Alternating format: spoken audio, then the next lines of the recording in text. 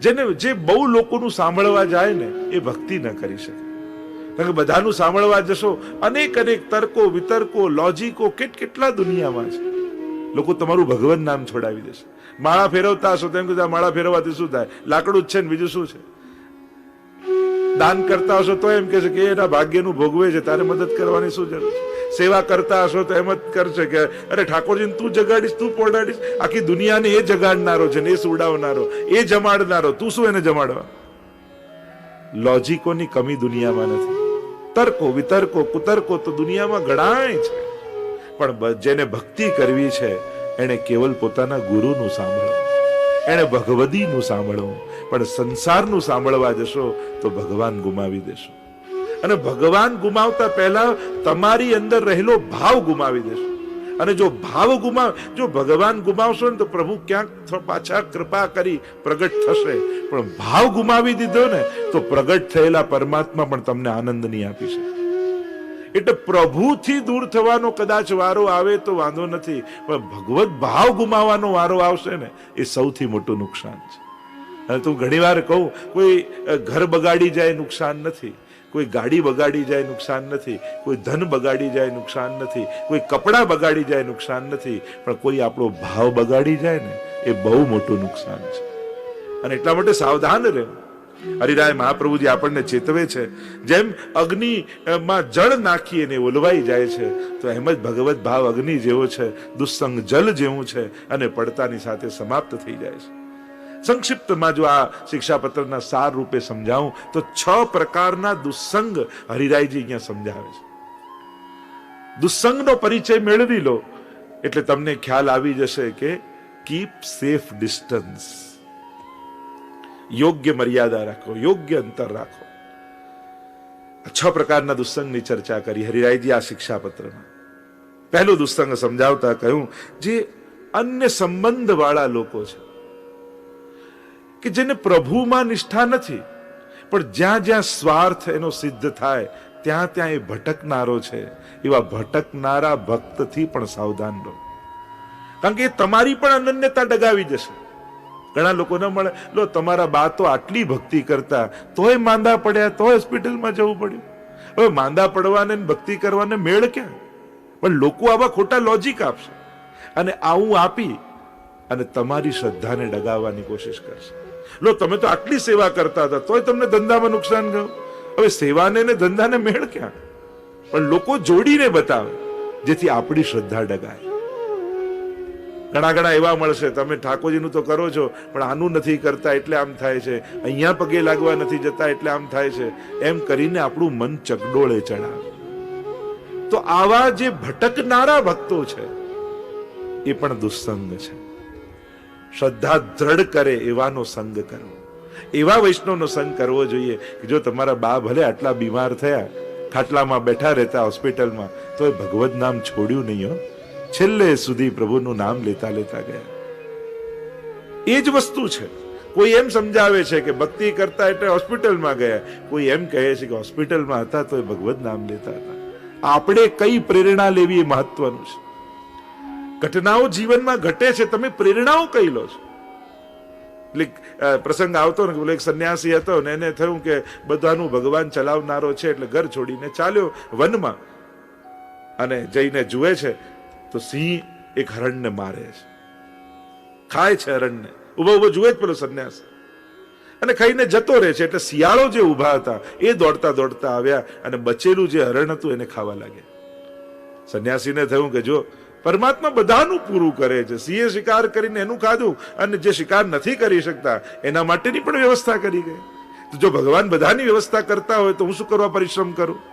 અને એમ વિચાર કરીને એક ઝાડ નીચે બેસી ગયો, નક્કી કર્યું ભગવાન બધાનું પૂરું કરે તો મને જમાડશે. એક દિવસ ગયો, રાહ જોએ કે ભગવાન બધાને જમાડે છે તો મને જમાડશે. બીજો દિવસ ગયો અને હવે તો રહેવાય એમ નથી. ત્રીજો દિવસ થઈ ગયો અને હવે તો રહેવાય એમ નથી. વિચિત્ર દશા થઈ ગઈ. પુકારવા લાગ્યો, પરમાત્મા તમે બધાનું ચલાવો છો તો મારું કેમ? અને ત્યારે પ્રભુ ત્યાં પ્રગટ થયા. કહ્યું તું મારો ભક્ત બનવાનો પ્રયાસ કરી રહ્યો છે, મેં 2 ઉદાહરણ તારી સામે રાખ્યા. એક હતું સિંહનું કે એને કર્મ કરી અને પોતાનું ભોજન પ્રાપ્ત કર્યું, અને બીજું હતું શિયાળનું, કે જે બચેલું ખાનારા હતા. બે એક્ઝામ્પલ તારી સામે હતા. તે નબળું નક્કી કર્યું એટલે હું તારો સાથ નથી આપતો. ઉત્તમ પસંદ કરવું જોઈતું હતું પુરુષાર્થનું, એની જગ્યાએ તે નબળું આરામથી મળી જાય એવો વિચાર કર્યો, અને હું નબળાની સાથે હોતો નથી, હું ઉત્તમની સાથે હોઉં છું. તું નબળો વિચારનાર છે. તો આવા જે નબળા વિચારવાળા લોકો સમાજમાં છે, કહેવાય ભક્ત રૂપે ફરતા હોય, લાગે બહુ શ્રદ્ધાવાન છે, પણ એમની શ્રદ્ધા કોઈ એક જગ્યાએ હોય જ નહીં. એમની શ્રદ્ધાના મૂળમાં મારું કાર્ય થઈ જાય, મારી મનોકામના પૂર્ણ થાય, કેવલ એ જ હોય. એને ક્યાં પગે લાગવું એનો વિવેક ન હોય, પણ કામ થતું હોય ત્યાં પગે લાગવા તૈયાર થઈ જાય. આવા નબળા વિચારવાળા લોકો હોય એ આપણા મનને પણ નબળું પાડી જાય. અને એકવાર ભટકતા થયા ને પછી જીવનભર ભટકતા જ રહેશે. નક્કી કરો કે શ્રીનાથજી બાબા, હું તો આ તારા ચરણોમાં બેઠો, આપીશ લઈશ તો તારા હાથે, બાકી કોઈના હાથે લેવા તૈયાર નથી. જો મળે તો તારા હાથે પ્રસાદ રૂપે મળે તો આનંદ આવે, બાકી મારે બીજે ક્યાંય જોઈતું નથી. આ ભાવના. તો પહેલો દુસ્સંગ એ ભટકનારો જીવ છે. બીજો દુસ્સંગનું સ્વરૂપ બતાવ્યું, જે અતિશય લૌકિક આસક્તિ વાળો હોય, એ પણ દુસ્સંગ છે. અતિશય લૌકિક આસક્તિ.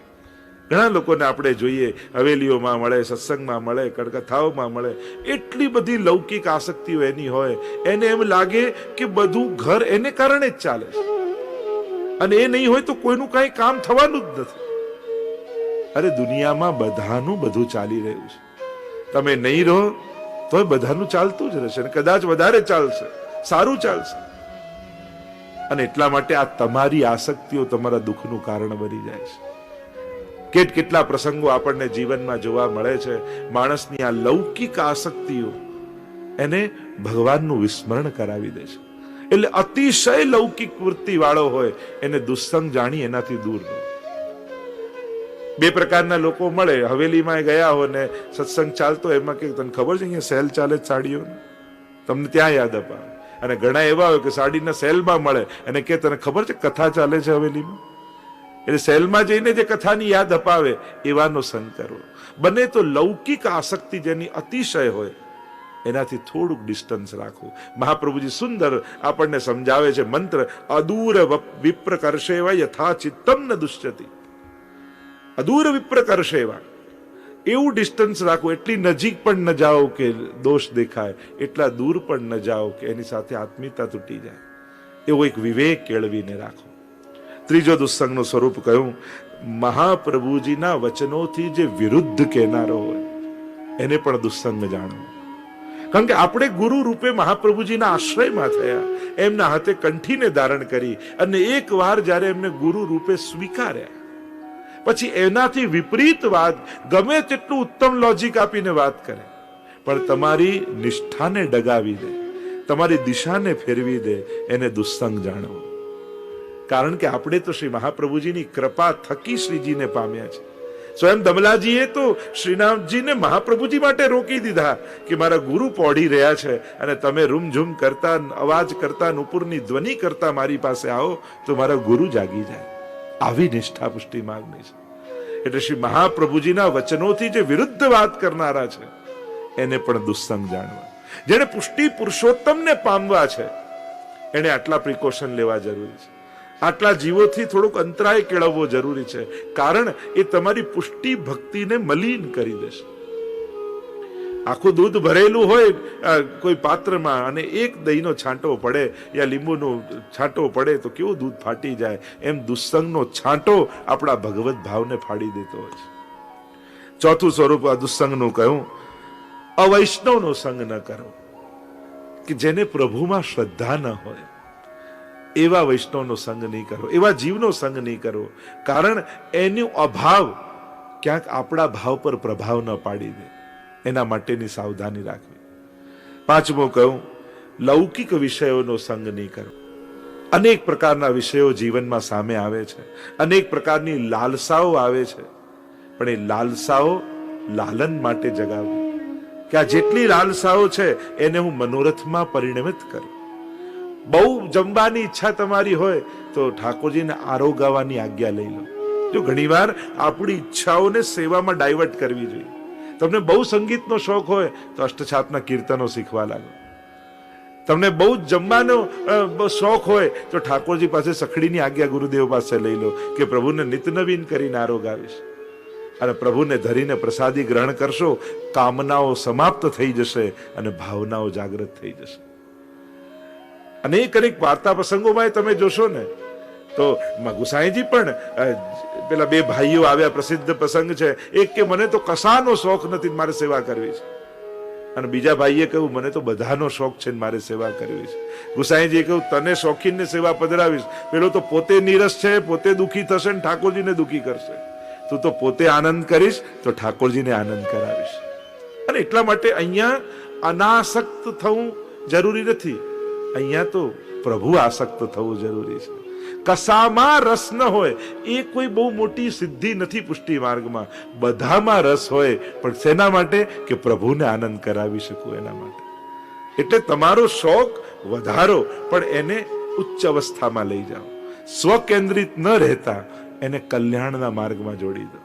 કે તમારો આ સંગીતનો શોખ જ તમારા કલ્યાણનું કારણ થઈ જાય, તમારો પ્રસાદ લેવાનો શોખ જ તમારા ઉદ્ધારનું કારણ થઈ જાય, તમારો ફરવાનો શોખ તમારી યાત્રાનું કારણ બની જાય. બસ એ કરો, ધીમે ધીમે લૌકિક કામના એમાંથી સમાપ્ત ઠાકોરજી કરી દેશે અને ભગવત ભાવ એમાં જાગૃત થઈ જશે. છેલ્લે કહું, વ્યવહારિક કાર્યોમાં જે આસક્ત હોય એને પણ દુસ્સંગ જાણો.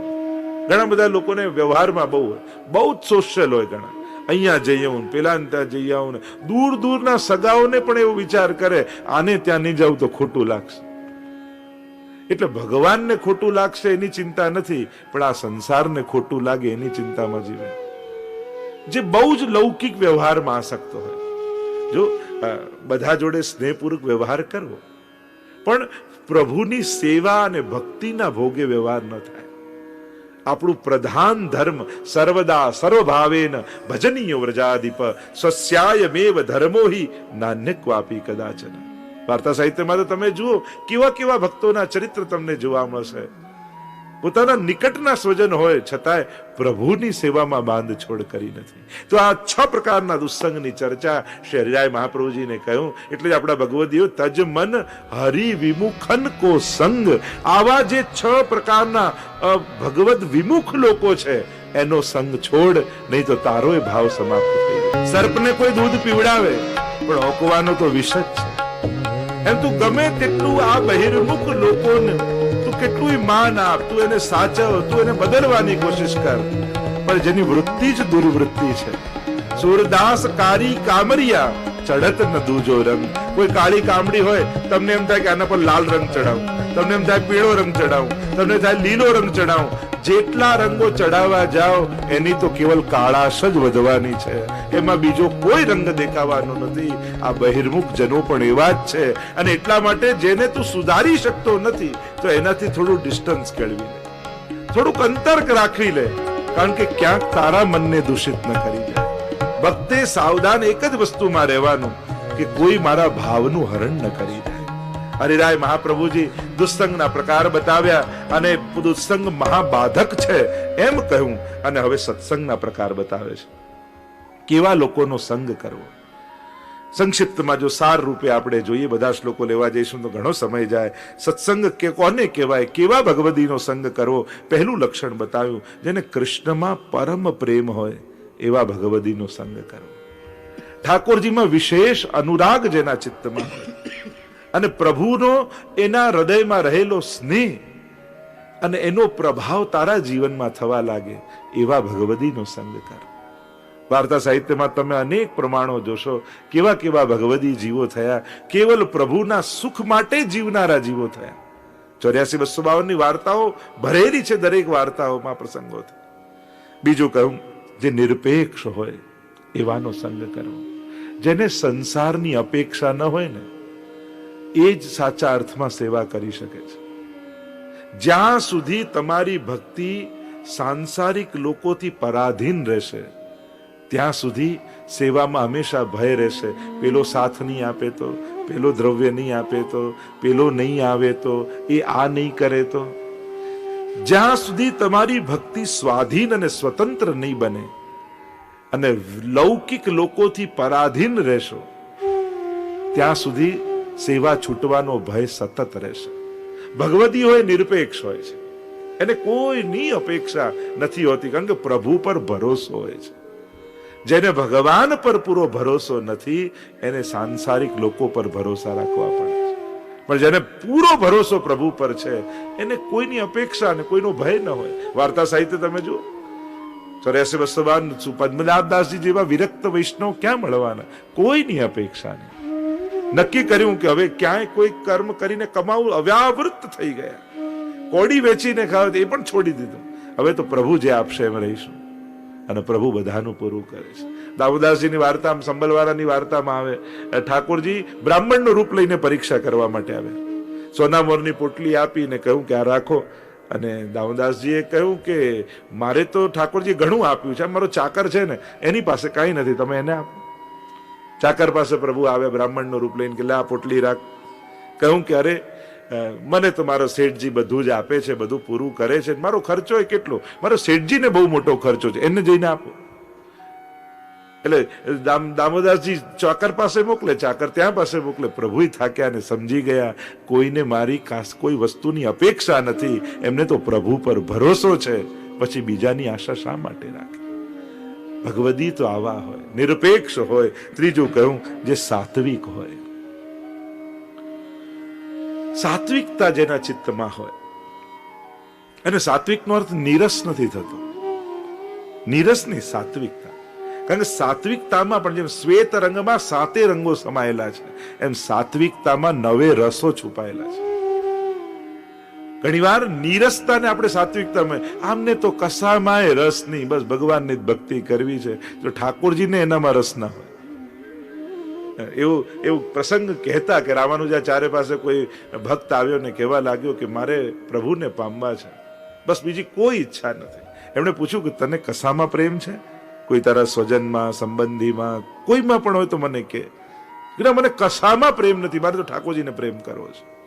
હજી વિચારી લે, તને કોઈ તારી પદાર્થમાં, ધનમાં, કોઈ વસ્તુમાં, ઘરમાં, મને કશામાં પ્રેમ નથી, મારે ભગવાનને પ્રેમ કરવો છે. ત્યારે એમણે કહ્યું તું કશાને પણ, કોઈકને પણ પ્રેમ કરતો હોત ને તો એ પ્રેમને વાળીને હું ઠાકોરજી તરફ વાળી દેત, પણ તારા તો હૃદયમાં પ્રેમ જ નથી, તો પછી ભગવાનમાં જગાવવો કઈ રીતે? ઘણીવાર બહુ લૌકિક નંદદાસજી જેવા પેલા સ્ત્રીમાં આસક્ત થયા, એનું રૂપ જોઈને મોહિત થઈ ગયા, પણ એ મૂળ તો એમને રૂપમાં આકર્ષણ ને પરમ રૂપ તો પરમાત્માનું શ્રીનાથજીનું છે. તો જ્યાં સુધી એ નથી જોયું ત્યાં સુધી બધે આકર્ષણ છે, પણ એમનું જે આસક્તિ છે હૃદયમાં, બસ પ્રભુ તરફ વાળવાની જરૂર. અને જ્યાં ગુસાઈજીના શરણે ગયા અને શ્રીજીની તરફ જે વાળી, અષ્ટ સખામાંના સ્થાન પામી ગયા. તો જે સાત્વિક હોય, જેના મનમાં સાત્વિકતા હોય, અને સાત્વિક જીવ એ પરોપકારી હોય છે. જેના ચિત્તમાં સાત્વિકતા હોય એના મનમાં રાગ, દ્વેષ, મદ, ક્રોધ, ઈર્ષા આ બધું સમાપ્ત થઈ જાય છે, સહજ થઈ જાય. એટલે ઘણા લોકો કે મન એકાગ્ર કરો, આના પર વિજય કરો, આ બધું કરવા, કારણ કે આ બધા તો પ્રભાવ છે, સ્વભાવ સાત્વિક નથી, એનો પ્રભાવ છે. એટલે મન એકાગ્ર કરવું, મન લગાડવું, ક્રામ, ક્રોધ, લોભ, ઈર્ષા છોડવા, એના માટે કાંઈ એક ઉપર કામ કરવાની જરૂર નથી. અંતઃકરણને સાત્વિક કરો, આપમેળે આ બધું ખરી પડશે. જેમ ફળ પાકી જાય ને કેવું ખરી પડે, એને તોડવાની જરૂર જ ન પડે, એમ અંતઃકરણ સાત્વિક થશે તો દુર્ભાવનાઓ આપમેળે સમાપ્ત થઈ જશે. ચોથું લક્ષણ કયું ભક્તનું? શ્રી વલ્લભના કૃપા પાત્ર એવા ભગવદીઓમાં જેને સ્નેહ હોય, એવા ભગવદીનો સંગ કરવો. જેને વૈષ્ણવમાં પ્રીતિ હોય, વલ્લભના ચરણોમાં અનુરાગ હોય, એવા વૈષ્ણવમાં એને અનન્ય પ્રીતિ હોય. આયે મેરે નંદ નંદન કે પ્યારે, માલા તિલક મનોહર બાનો ત્રિભુવન કે ઉજ્યારે. બસો 52માં તો કેવી કેવી વાર્તાઓ વૈષ્ણવ માટે કહી છે. પોતાનો સત્સંગ ન છૂટી જાય, ભગવદી ઘરેથી જતો ન રહે, એના માટે પોતાના પુત્રને વિષ આપી દીધો અને ફરી એને જીવિત કર્યો વૈષ્ણવે, અને કહ્યું કે હવે તમારું ઘર છોડીને નહીં જાઉં, સદાય તમારી સાથે રહીશ. આવો ભગવદીઓના સંગનો એટલો બધો આકર્ષણ એમના ચિત્તમાં હતો. એવા વૈષ્ણવનો સંગ કરવો. અને છેલ્લું કહ્યું શ્રી ઠાકોરજી, શ્રી કૃષ્ણ, શ્રી મહાપ્રભુજી, શ્રી વિઠ્ઠલનાથજી આ ત્રણેયને એક કરીને જે જાણે, શ્રી વલ્લભ, વિઠ્ઠલ અને પ્રભુ આ ત્રણેયને એક રૂપ કરીને જાણે અને સદાય પ્રભુની નિત્ય લીલાનું અનુસંધાન કરતો હોય એવા ભગવદીનો સંગ કરો. આ સત્સંગ છે. પ્રભુ ગુરુ એટલે શ્રી મહાપ્રભુજીને ગુસાઈજીને એક કરીને જાણે. સુરદાસજીએ પણ કહ્યું ને કે ન્યારો દેખતો તો ન્યારો ગાતો, બે ભેદ જોયા હોત તો બે ગાત. મેં તો જ્યારે જ્યારે શ્રીજીને જોયા છે તેમના મુખારવિંદમાં વલ્લભ, અને જ્યારે જ્યારે વલ્લભને જોયા છે ત્યારે એમના રોમ રોમમાં શ્રીજી જ દેખાયા છે. ભેદ ક્યારે જોયો જ નથી. યેહી તેહી તેહી એહી કછું ન સંદેહ. અમારા ગોપાલદાસજી પણ જ્યારે જ્યારે વલ્લભાખ્યાન તમે જોશો ને તો ગુસાઈજીનું ચરિત્ર ગાય એટલે પાછળ ઠાકોરજીનું ચરિત્ર ગાન કરી દે. રૂપ બેવું એક તે ભિન્ન થઈ વિસ્તરે. એ બંને એક જ છે. અને એવું બિરદ આપનું પાળે શ્રી વિઠ્ઠલનાથજીની જ આ લીલા છે. એમ ગોપાલદાસજી અભેદ બુદ્ધિથી ગાય છે. દરેક જગ્યાએ દરેક ભગવદીઓના ચરિત્રમાં માણેકચંદની વાર્તા જુઓ તમે. આગ્રામાં ગુસાઈજી બિરાજમાન હતા, અગાસી પર જ્યાં દર્શન કર્યા અને પૂર્ણ પુરુષોત્તમ રૂપે દર્શન થયા. અભેદ બુદ્ધિ થઈ ગઈ. તો અનેક વાર્તા પ્રસંગો તમને જોવા મળશે. સ્વયં ચિત્સ્વામી કપટ કરવા આવ્યા ગુસાઈજી પાસે, છલવા માટે આવ્યા અને જ્યાં ગુસાઈજીના દર્શન કર્યા, ભઈ અબ ગિરધર સો પહેચાન, કપટ રૂપ ધર છલવે આયો, પુરુષોત્તમ નહીં જાન. અને ચિત્સ્વામી ગિરધર શ્રી વિઠ્ઠલ દેખત અપનાયો, શ્રી વિઠ્ઠલ કૃપા નિધાન. કેવલ દ્રષ્ટિ માત્રથી મારો સ્વીકાર કરી લીધો. તો કપટ છલવે આવ્યો. છલ શું છે? બે ભેદ બુદ્ધિથી જાણવા, એ જ કપટ છે. અને જ્યારે એક કરીને સમજાય ત્યારે માનવું કે હવે કૃપા થઈ. તો આવા 5 લક્ષણ દેખાય એવા ભગવદીનો સંગ જીવનમાં કરવો, એમ શ્રી હરિરાય મહાપ્રભુજી આપણને સમજાવ્યા. આગળ 13મા શ્લોકમાં શ્રી હરિરાય મહાપ્રભુજી સમજાવે છે, શ્રી ઠાકોરજી, મહાપ્રભુજી, ગુસાઈજી અને જે કાંઈ પણ પ્રભુની લીલા સામગ્રી છે એ બધી અલૌકિક છે. અને આજ્ઞા કરતા કહ્યું, નેતત સામ્યમ કદાચન, એની સરખામણી પણ કોઈની સાથે નહીં કરે. આ તત્વો એ પરમ અલૌકિક તત્વો છે. ઠાકોરજીને કોઈની સાથે સરખાઈ ન શકાય. આ અનુપમેય છે. જો જેમ ભારતની વાત કરું, તમારા ઘરમાં કોઈ કામવાળા બેન આવતા હોય અને કામવાળા બેનને એમ કહો કે તું તો તારી બિલકુલ શેઠાણી જેવી દેખાય છે, તો એ રાજી થાય. પણ ક્યારેક શેઠાણીને એમ કહો કે તું તો બિલકુલ તારા ઘરના કામવાળા બેન જેવા લાગે છે, તો શેઠાણી નારાજ થઈ જાય કે નહીં? તો નીચા વર્ગને કોઈ નીચું યા કદરૂપું હોય ને સુંદર સાથે સરખાવો તો બરાબર છે, પણ સુંદર વ્યક્તિને કદરૂપા સાથે સરખાવો તેનું અપમાન કહેવાય. એમ ઠાકોરજી, મહાપ્રભુજી, ગુસાઈજી, એમની સમસ્ત લીલા સામગ્રીઓ એવી પરમ અલૌકિક છે કે એને કોઈ પણ લૌકિક તત્વ સાથે સરખાવી નહીં. ઘણી વાર આપણી આદત શું હોય, ક્યાંય સરસ પર્વત દેખાય ને કહીએ કેવા ગિરિરાજજી જેવો પર્વત છે. અરે ગિરિરાજજી જેવું બીજું કોઈ હોય જ ના શકે.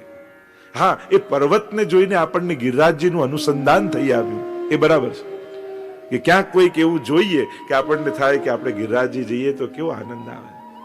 કોઈ નદીને જોઈને ઘણી વાર આપણે કેવા યમુનાજી જેવા. અરે યમુના તુમસી એક હો જો તુમ હી, તમારા જેવું બીજું કોઈ છે જ નહીં, એમ ભગવદીઓએ કહ્યું. અને એટલા માટે સાધારણ નદીને જોઈને યમુનાજી સાથે, હા, યમુનાજીનું અનુસંધાન કરી શકાય કે આ નદીને જોઈને ખરેખર મને તો યમુનાજી યાદ આવી ગયા. તમે એનું સ્મરણ કરી શકો, સરખામણી ન કરી શકો. કોઈ ગમે તેટલો મહાન વ્યક્તિ હોય પણ મહાપ્રભુ સાથે ક્યાં સરખામણી, એ ઠાકોરજી સાથે ક્યાં સરખામણી થઈ શકે? આમની સાથે કોઈ, કારણ કે કોઈ સારું ગાતો હોય તો આપણે એમ કહીએ કે આ તો લતા મંગેશકર જેવું ગાય છે. લતા મંગેશકર ગાતી હોય, આ તો કોકિલ કંઠી છે, કોયલ જેવું ગાય છે. પણ કોયલને કોની ઉપમા આપવી? એ તો અનુપમેય છે. એમ અમારા ઠાકોરજી, શ્રીનાથજી બાબા, મહાપ્રભુજી, ગુસાઈજી, એમની સરખામણી કોઈને. અને સમસ્ત લીલા સામગ્રી ત્યાં સુધી કહ્યું, પ્રભુના સેવામાં જે પણ વસ્તુ વિનિયોગ થાય છે, ઉપયોગમાં આવે છે, એ કોઈ પણ વસ્તુ લૌકિક નથી. ક્યારે પણ એમાં લૌકિક બુદ્ધિ કરવી નહીં. એ બધી જ લીલા સામગ્રી પરમ અલૌકિક છે. એ ઠાકોરજીના પાત્રો હોય, ઠાકોરજીના વસ્ત્રો હોય, ઠાકોરજીના ખીલોના હોય, કોઈ પણ ભગવત સંબંધી વસ્તુ હોય, એમાં ક્યારેય પણ લૌકિક બુદ્ધિ નહીં રાખવી.